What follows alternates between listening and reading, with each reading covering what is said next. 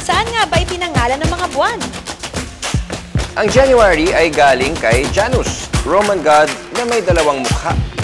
Isang nakatingin sa past at isa sa future. Uy, sakto yun ah. February ay mula sa februa, Latin word that means to cleanse. At sa Februalia, isang festival para sa paglilinis ng puso at kaluluwa. March ay para sa Roman god of war, si Mars. Galing ang April sa word na aperio o pamumukadkad tulad ng mga bulaklak tuwing spring. Ang May ay galing kay Maya, ang Roman goddess of growing plants. June ay mula kay Juno, goddess of marriage at patron ng kababaihan. Ipinangalan ang July sa Roman dictator na si Julius Caesar dahil siya ang nag-invento ng modern calendar. Ang August ay galing sa pamangkin ni Caesar, ang unang Roman emperor. September ay galing sa Latin word septem, meaning 7. Ha? Eh di ba 9th month yun? Naging ganun kasi late isinama ang July at August. Dahil doon, naging 10th month ang October kahit ang meaning ng octo ay 8. November ay mula sa word na novem, meaning 9. Parang alam ko na yung next ah. At yung December ay mula sa decem, meaning 10. Dahil isiningit yung July at August, napangalan tuloy sa maling number yung last 4 months ng taon.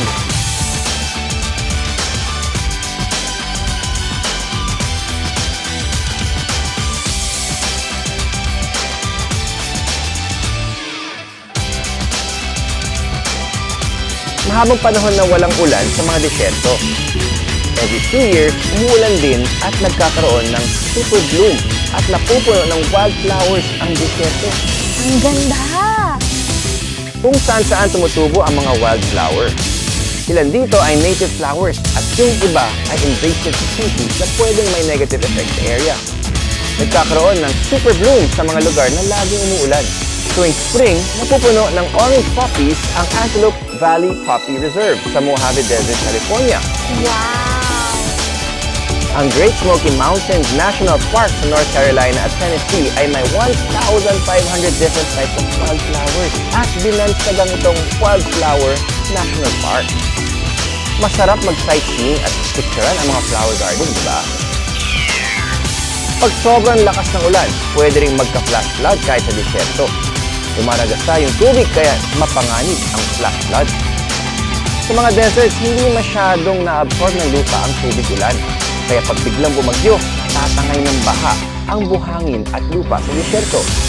Pag tuloy-tuloy ang ulan, lumalakas ang flash flood. Kahit anong madadaanan nito, nawawasak. Kaya dapat nating sundin ang babala pag may flash flood. Para safe! Mula sa nakikita, punta naman tayo sa paniniwala. Alam niyo ba yung nakakakilabot na pakiramdam kapag may nakita o naranasan kayo na parang nangyari na? Ito ang déjà vu, isang term na nilikha ng French philosopher na si Émile Moirac noong 1876. Ibig sabihin ay already seen sa French. Maiksi lang ang experience na to, kaya may hirap pag-aralan ng mga scientists. Pero may mga teorya na sumubok sa paliwanag dito. Sa dual processing theory, pag nakakita ka ng maraming bagay na nangyayari ng sabay-sabay, hindi ito maproseso kaya pinaghiwa-hiwalay ng utak mo ang mga pangyayari. Bumabagal ka tuloy mag-isip. Yung delayed information sa brain ay nababasa ng brain bilang hiwalay na pangyayari kahit na hindi.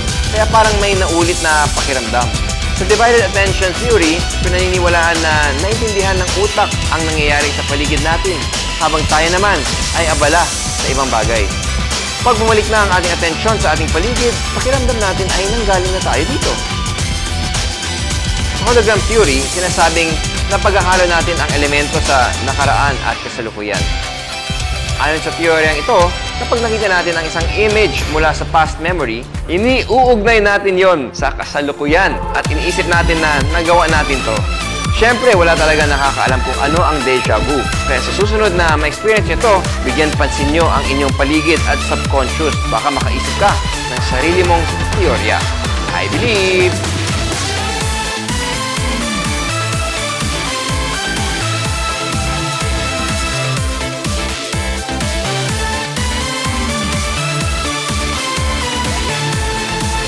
Nakita na natin ang mga tumutubo sa taas ng lupa. Ngayon, tingnan naman natin ang tumutubo sa ilalim nito. Ang stalactite ay isang mineral formation sa kisame ng kuweba.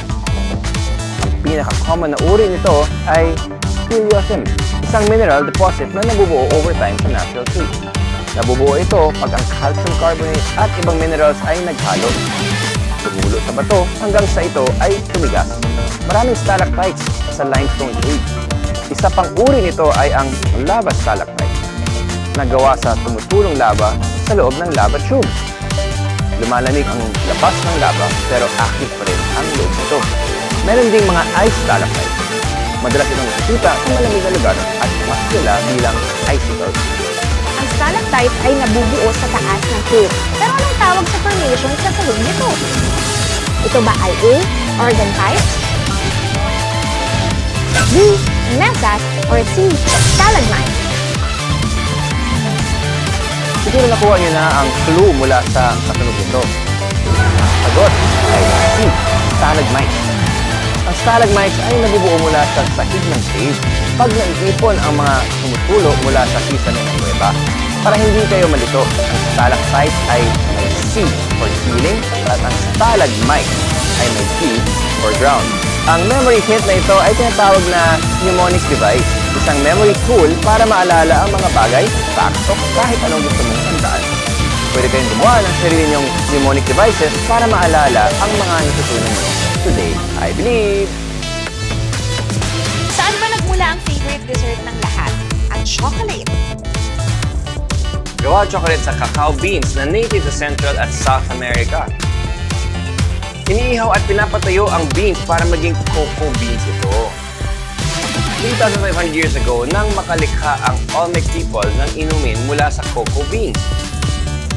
Mahalaga ang cocoa drink para sa mga Mayan. Iniinom nila ito pag may malalaking selebrasyon. Mga explorers ang nagdala sa Europe ng cocoa mula sa Amerika.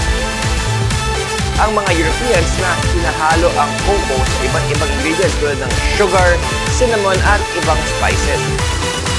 Nagawa rin nilang powder ang cacao beans at na-incorporate nila ito sa mas maraming pagkain.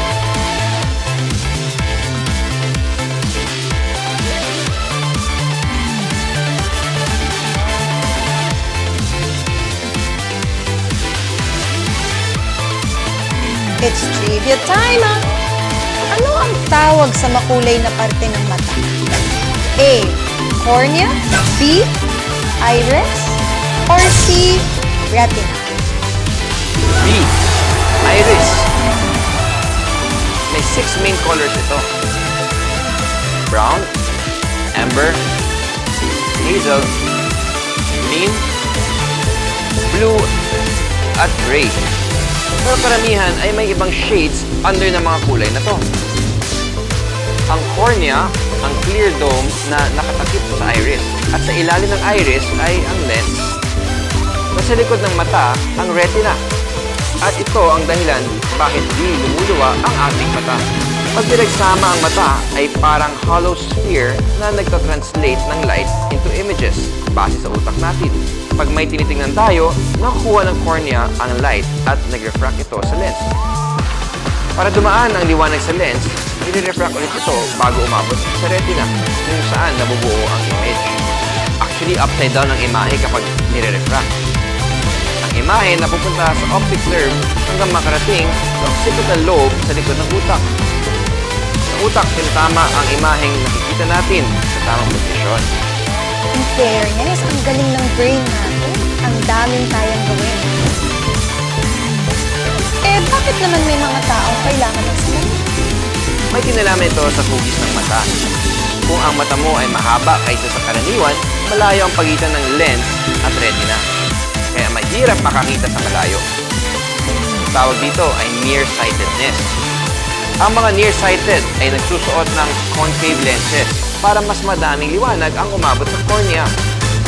Kung ang mata mo naman ay maliit, mas malapit ang retina sa cornea, kaya mas mahirap makakita sa malapit. Tawag dito ay farsightedness. Kailangan mo ng convex lenses para konting liwanag lang ang masagap ng cornea.